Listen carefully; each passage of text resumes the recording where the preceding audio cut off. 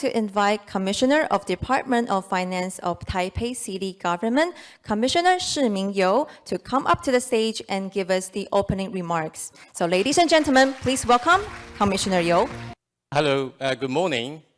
Distinguished guests, ladies and gentlemen. I'm very honored to be on behalf of Taipei City Government to give opening remarks. I'm Shiming Yu, the Commissioner of Department of Finance. And you know, this year, there are two expos holding together in this building. One is the Smart City Summit Expo, that we want to digital transformation to bring our smart city to new heights. And the number two is the Net Zero Expo. So how about that? I want to talk both. I want to combine both topics. So I want to talk toward a smart and net zero Taipei. So in the very beginning, welcome everyone, including our moderator, our speaker, and our panelists, and all the distinguished guests. So, welcome to Taipei. And do you know that Taiwan ranked #1 in terms of the global 4 aspects? And ranked #4, Taipei is the safest city in the world. And #10, the most livable city in the world. And so currently we have 2.5 million population on 271 kilometers square. And our temperature is very comfortable, But maybe unfortunately, by 2030, there will be catastrophic impact due to climate change. This is why that we need to do something.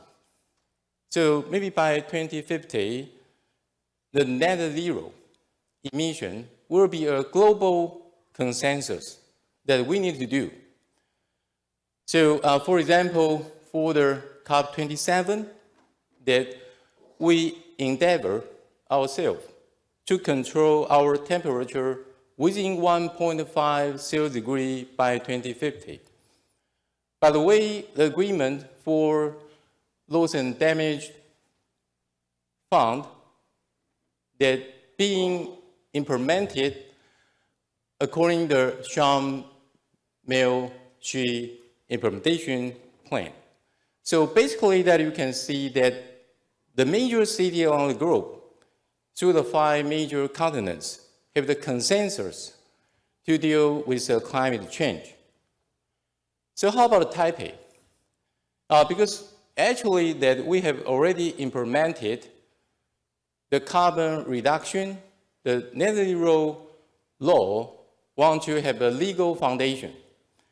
So basically that you can see we have the so-called self-governance ordinance for the net zero emission. And we have 8 major pathways, including the carbon removal, the green energy, conserve energy, green transportation, reduce waste, carbon sink, adaptation, and sustainability. So you can see this chart that we try to lower down the greenhouse gas emission gradually. And we hope that by 2050, that it will become totally zero. But it's not easy, we know. So we try to analyze the proportion of structure in terms of the GHG. So we can find that currently maybe 76% come from residential and commercial building, and 19% come from transportation, followed by waste and industry. So we have we can see net zero emission pathway, the 3 major ones, to deal with the residential and the commercial building, no matter it's a new or existing building. We want to make the energy efficiency disclosure. and to replacement with renovation to meet the level 1 energy efficiency, to meet the smart zero carbon building. And for the second one is the transportation. We know that the green transportation, MRT, we make it a circular line and expanding cycling paths and sidewalk as to have 4U shared vehicle to low carbon traffic zone to become low carbon green transportation. And the waste we need to reduce. We need to ban on plastics. We need to increase the recycling recovery rate to transform incinerator into green energy circular park to become zero waste and for recycling. And of course, we send the central government their help in terms of the financial, the energy transition and the carbon foundation funding to become zero carbon Taipei. And I will give you 2 examples, which is the net zero emission demonstration. First one, the Beito Shilling Technology Park, that for the first phase, that we want to meet the standard 1 level for energy efficiency in order to save electricity and to cut carbon emission. And number 2, for new building, GHG offset, project for 10 years and 10% every year, will execute the offset project based on Climate Change Response Act. And for the next step, for the operation, use more than 10% renewable energy. And the energy saving consulting replacement subsidy. Okay, so another example of social housing. Currently, we have 20,000 social housing we try to supply. And how about that we combine with the sustainability, energy saving, intelligence, accessibility, etc. is a cycle of 3R: recycle, reduce, and reuse. And currently, we have a pilot run on Nangang Depot, which is quite nearby here. And the low carbon green transportation, which I believe the Department of Transportation will elaborate later, so I just skip it. And so the zero waste and for recycling, I'm sorry, because maybe by 2025, the disposable item is not allowed anymore. And the ban on plastic in hotel, and the carbon capture regulation, and by 2050 become zero waste. For example, last week, the Taipei Exchange visited Taipei City, and I host a meeting with my deputy, Ms. Hsu, by my side, that in the future we're going to issue the so-called sustainable bond. We make it happen in the future. And I will have a quick something share with, we call it treasure goods, because another idea we try to do. And you know, basically, I'm Community Department of Finance. We have a team. I need to supervise both our taxation bureau and our small secure loan bureau with our director, Ni and John, together here. And I also need to supervise the little local bank. It's a 5th credit cooperative bank. So our members have 1,200 staff. But how about that? Because for the agency, the products, if we don't want to use it anymore, but don't dispose it, maybe someone will use it. So we'll play the role of matchmaker, just like to help the bride to finding the masterite. So with this kind of concept, we have the website, and somebody could search maybe hundreds of items you can see. So we have already more than this number of goods being treasury ready, and we try to expand our cooperation more than 4,300 agencies, and we keep doing that, provide a convenient service in terms of Pay Taipei, the mobile payment to bring the non-cash payment reach 60%. Okay, so the website, if you have interest, you can refer to. So before conclusion, once again, I sincerely welcome everyone come to Taipei on behalf of our City Mayor Wang Jiang And thanks to the contribution of our Department of Information Technology, that please spend some time to our first floor. We have a Smart Taipei pavilion over there with 10 themes smart waiting for you. So once again, thank you very much. Thank you. Thank you very much, Commissioner Yo, for the inspiring remarks, as well as the two remarkable examples of the green development of Taipei City. And now Commissioner Yo will be making a presentation and share with us the development and also the outlook regarding the smart finance and taxation in Taipei City. So ladies and gentlemen, with another round of warm applause, please join me in welcoming Commissioner Yo.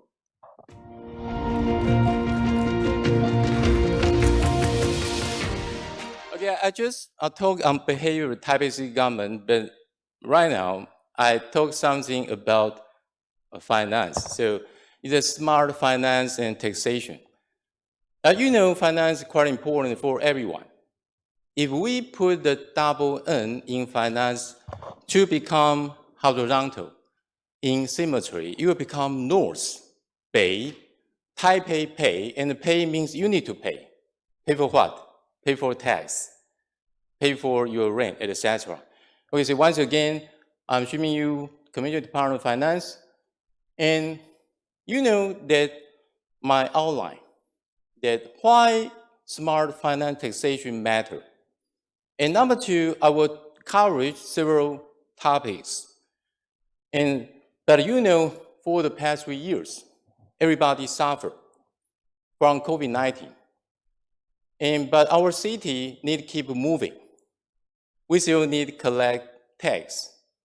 So we must utilize some technology, such as cloud and big data, to fulfill our mission. So, you know, Taipei is the capital city of Taiwan. That not only Taipei City government, but also our central government, our parliament located, and our presidential office located. So it's very important. So we have very large scale finance scale. I give a number that every year we need to collect revenue for about $6 billion for all the construction infrastructure expenditure for Taipei. And by the way, that after our city mayor Wang Zhang took office, we try to lower down our city debt by $2 billion to show our finance discipline. And we rank number one in terms of financial capability. It's not what we describe ourselves. It's also recognized by central government. You can see that we level one surpass other 5 municipalities and the rest city and counties. And also WCCD, which means the World Council on City Data. We received the platinum certificate for consecutive years. In terms of financial indicator, such as debt coverage ratio, such as capital spending, such as the own source revenue, we perform quite good. And you know, in Taiwan, because the major taxation belongs to central government, they enjoy 70%. For local government, we can only collect 30%.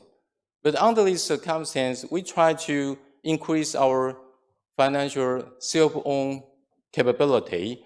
So you can see the number, the self-raised finance revenue, the ratio is 64%. It surpassed other 5 municipalities once again. So, but something happened, you know, you still remember, especially for the past 3 years, that everybody suffered. And you still remember vividly that when the lockdown, that you need to work at home. You're being isolated. You're being quarantined. And basically, the lockdown that our economy hurt, our GDP down. So we need to do something. So we need to apply using e-technology to provide convenient service measures. And there are a couple of measures I want to introduce with you. And first one is that, of course, during the lockdown, basically you could not go out. You could not come to our tax office, but we still need to collect the tax, right? So this is why that we provide an online tax service. And maybe after the lockdown, you could go out, but you're afraid to go too far. Maybe you only want to stay around your neighborhood. So we took the initiative to cooperate with our local village chief or the borough chief to install encounter to service nearby the neighborhood. And then this kind of service quite broad with 8,000 applications. And you can see including the online counter, online consultation, the peers' right protection, on-site survey, and check and sign, etc.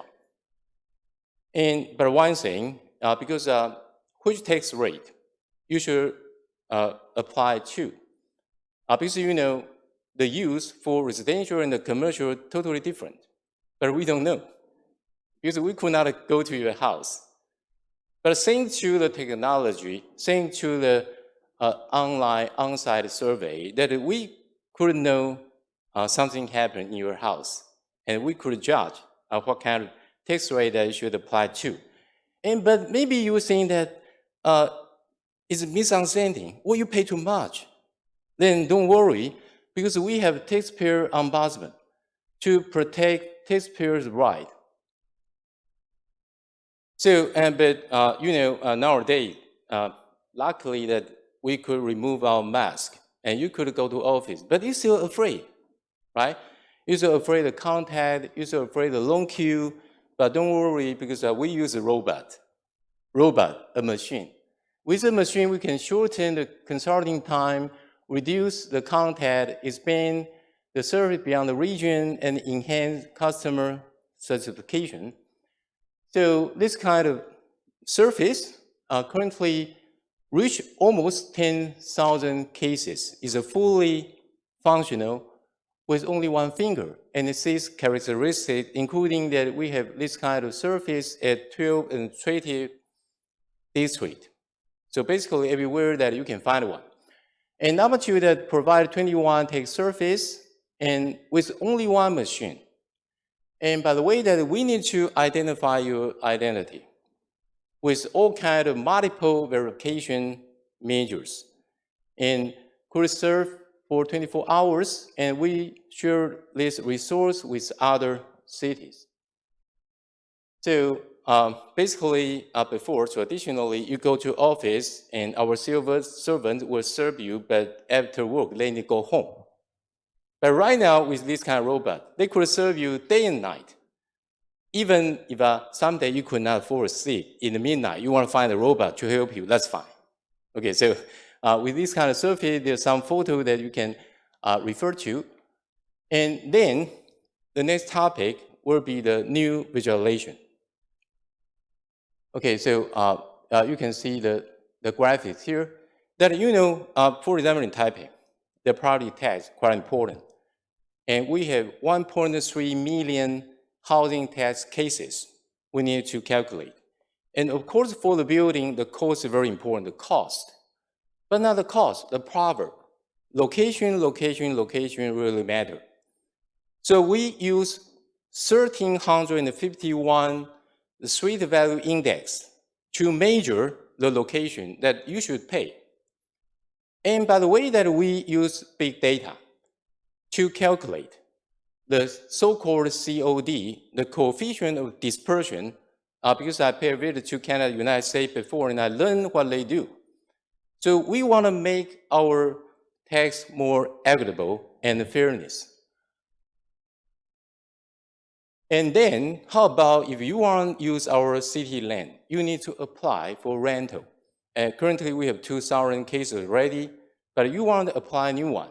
And once again, you're afraid, contact. Don't worry, because we have a totally new measure.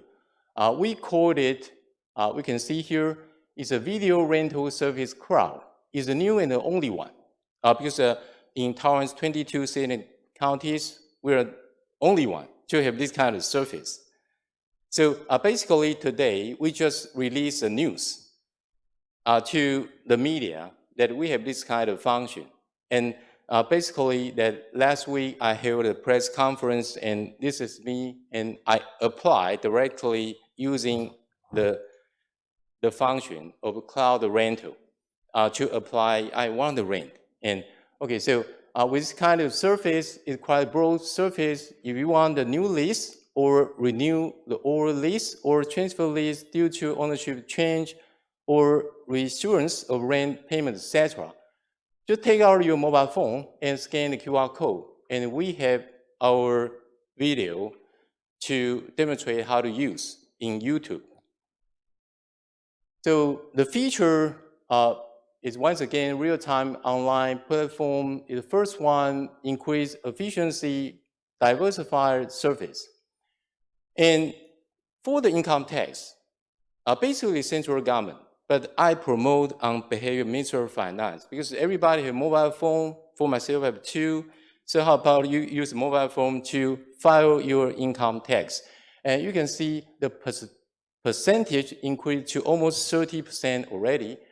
And the reimbursement, because of net zero, we want to go paperless. So how about in the past, because a lot of civil servants here, that if your official trip for your accommodation, for your meal, you need to get reimbursement back to office, but before use a lot of paper to stamp. It's a waste. So we try to make it electronic, right? So the business entity, the invoice, and our government with this kind of reimbursement system, the payee, most the business entity will receive the money, mostly 99.9% through remittance, and only very few cases with checks. So we can see the reimbursement rate increased to almost 100%. And in terms of invoice rate, 99%, slightly slower than this one, because you know what? For the small business, they protest to our city councilor, and city councilor questioned us. So we could not 100% forcefully implement the e-invoice policy, but still improve a lot compared to 3 years ago. So this kind of benefit is quite huge. For the past 3 years, with 1.3 million cases, 700 billion new Taiwan dollar, we can save paper, reduce cutting trees, save carbon emission. And this is why that other agencies visit and learn our treatment, promote to 100 department to fulfill this policy. Okay, before my conclusion, that being Commissioner of Department of Finance, that I want to enhance our finance value-added revenue sustainability to support construction with finance and to cultivate our finance with construction to achieve the goal to boost financial performance, promote development participation, strengthen revenue tax reasonableness, create value of city properties. Okay, so the conclusion that the definition of smart finance is that everybody's finance so good because everybody is so smart. And once again, thank you for your participation, and I appreciate that we have a lot of colleagues come here. So because we, Taipei team, finance team, always serve for our citizens. Thank you for your participation. Thank you. Thank you very much, Commissioner Yo, for the wonderful presentation on the smart finance and taxation in Taipei City. As mentioned by Commissioner Yo, the pandemic not only brought challenges, but also opportunities for cities to optimize their public service for the citizens. In the SEEK Talk this year, we are honored to be joined by a great many experts in the field of finance and taxation at home and abroad to share and explore the latest global trend and development of smart finance. In this session, we are honored to have Dr. De Joseph Chou to be our moderator. Dr. Chou is Associate Professor at the Department of Public Finance at National Zhengzhi University. He also serves as an independent board director at Taiwan Cooperative Bank. His most recent research deploys big data research to support program evaluations and policy deployment.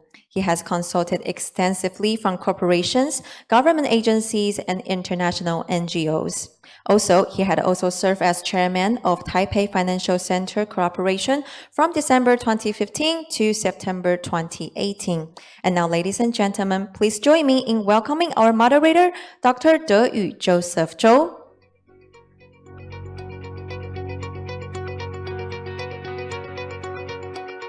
And moving on, I would also like to invite our panelists also onto the stage. Let's welcome Commissioner Shiming Yu of Department of Finance, Taipei City Government. Professor Malik Khan Kotadia, co-founder and board chairman of Global Impact Fintech Forum. Dr. Passakon Prathombutr, Senior Executive Vice President of Digital Economy Promotion Agency. Mr. Leo Yao, Director of Asian Pacific Account, Houston. And last but not least, Ms. Mavis Hsu, Senior Manager of Deloitte & Touche. With a round of warm applause, let's welcome our panelists onto the stage.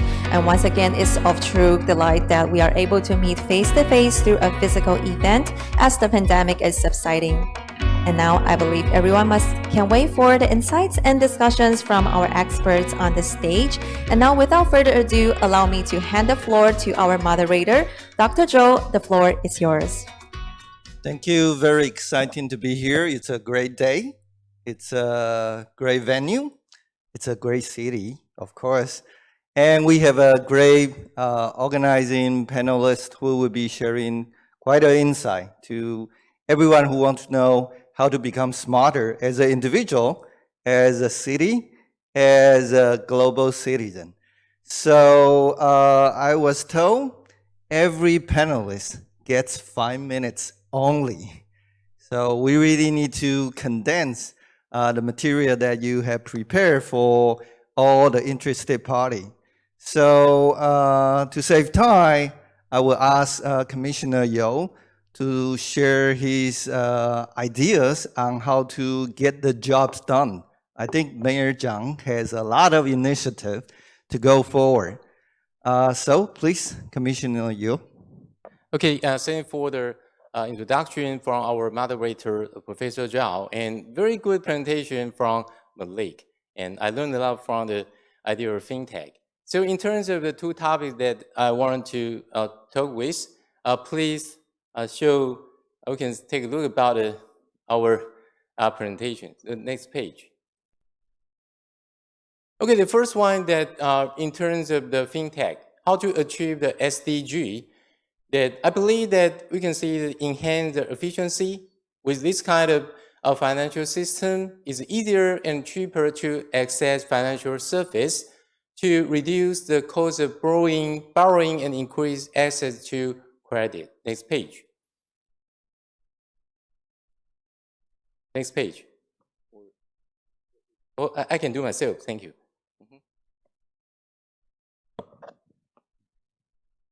Okay, in terms of promote the digital payment, that we can see that with this kind of mobile the payment, that before that you pay cash, but maybe if your receiver said that so no, I didn't receive your cash, but with this kind of record, we can track the transaction record. So with this kind of service, the financial transparency and reduce the risk of corruption. And for enabling green finance, that they will better assess the risks and benefits, and including the renewable energy. Because I just mentioned about that last week, Taipei Exchange want to cooperate with Taipei City because we want to issue the green bond, etc. So we want to attract other enterprise to invest. So with this kind of financial idea, it will be better to access. And then in terms of multiple financial things, I will talk something outside our finance topic. First is that, luckily that we could remove our mask right now. So it's a post-pandemic industrial digitalization policy. We help enterprise and the public to face a new normal after the pandemic. And by the way, for the smart medical is also quite important. So thanks to our contribution by our Department of Health, our Commissioner Chen, and he is my classmate in senior high school in Chen Kong University. Professor Chen and our Commissioner Chen, for example, with the policy claim medical service, and currently we cooperate with 14 life insurance companies, 3 property insurance companies, etc. And by the way that, for Fintech, of course, the prospect, the intelligence AI machine, or the Malik just mentioned of ABCDE, right? So with this kind of greater adoption of blockchain, etc., but the challenge is still ahead because we need to supervise, we need to manage, and we need to make our user accept this kind of new idea. And the next topic is about the RPA, because, for example, our tax bureau, and we could use the robotic process automation to optimize taxation process with AI technology, such as our land value increment tax and our vehicle tax and amusement tax, etc. And so the last one that we could use this kind of technology, such as Taipei Pass, to optimize service process with AI technology. And once again, that you can see with this kind of service, very thorough in detail. And before my conclusion, that the big data, once again, not only the property tax, but also to analyze the house tax and vehicle license tax to make our finance and taxation smarter and more technology. Thank you very much. Very nice. I do have a quick question to Commissioner Yo. I think without a single doubt, Taipei City must be the highest performing city when it comes to realization of fintech and achieving SDG goal. But locality-wise, Taipei City is within the core of greater Taipei area. Yeah. So everybody learns, public finance knows there is externality problem need to be tackled. Mm-hmm. So how do you collaborate with neighboring city, region, and also at the same time, Taipei City government cannot tackle all the problem. You can work all your staff 24 hours, but still a lot of goals need to be delivered. So how do you reach out? So I think my question is, how do you connect all these wider nets so as to achieve the SDG goal to deliver higher performance, so on and so forth? Okay, thank you. Very good question from our moderator, Professor Chou. And, I have 3 viewpoints to mention about. First is that, in my presentation, currently the population in Taipei, 2.5 million, but the daytime, maybe 4 million. Because a lot of people, they work in Taipei. Even though at work, they go back to New Taipei, etc.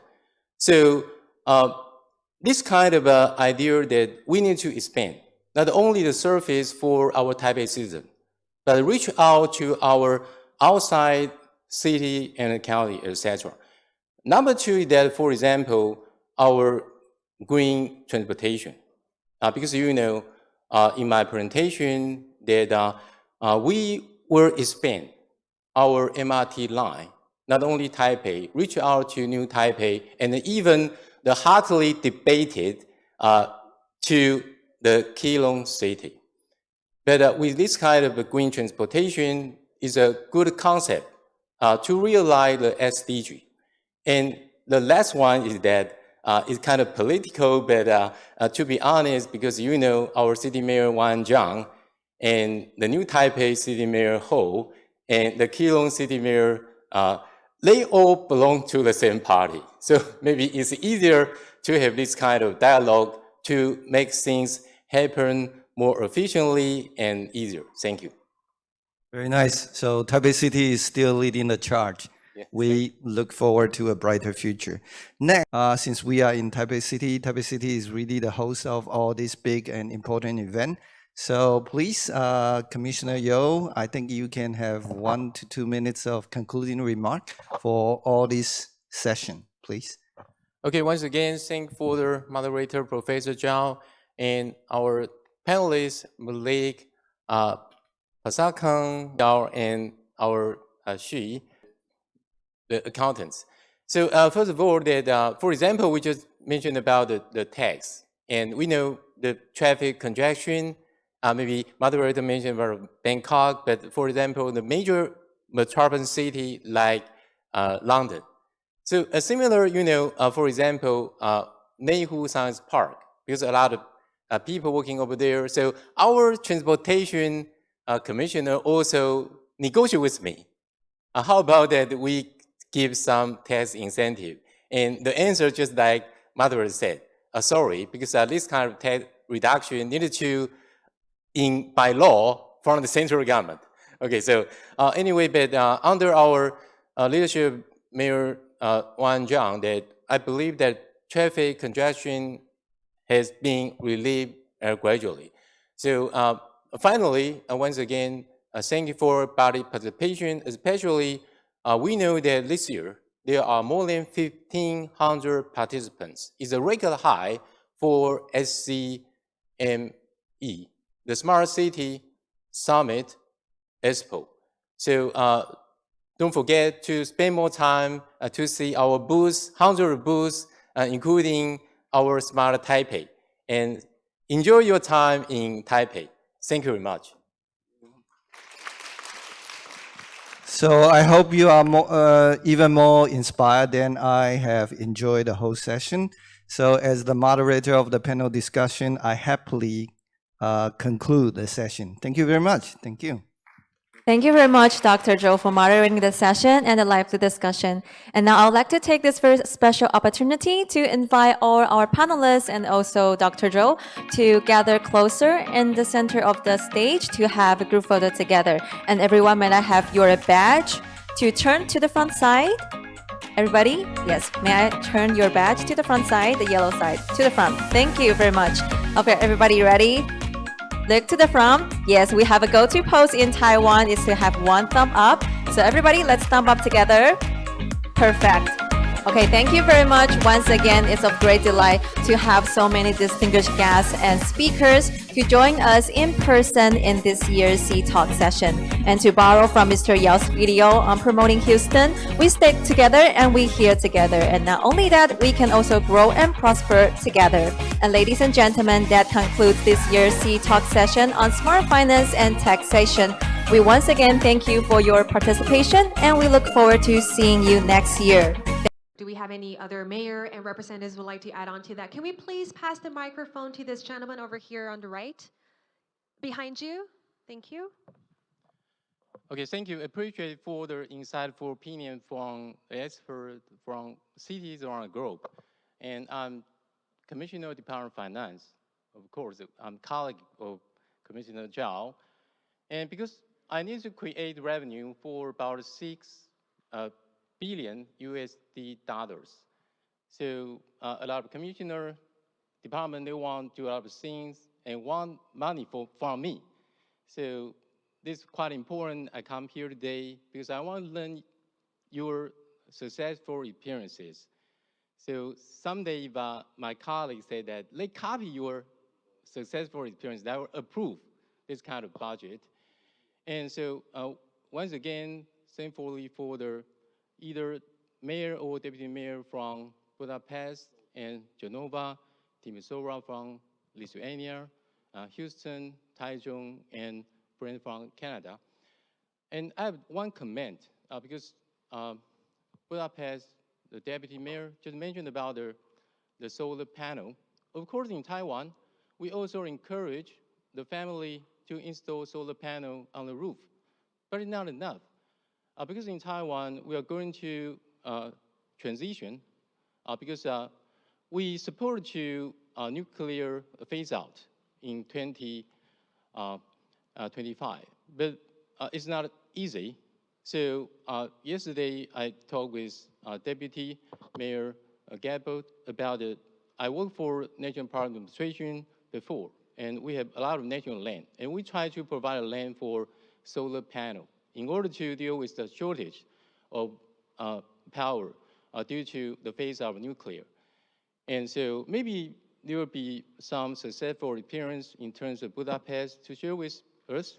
And my question will ask the city mayor from Genova, Lithuania, because you mentioned about participatory budget. So could you give me one example more that how to use participatory budget to make our smart city smarter? Thank you. Thank you very much. So thank you very much.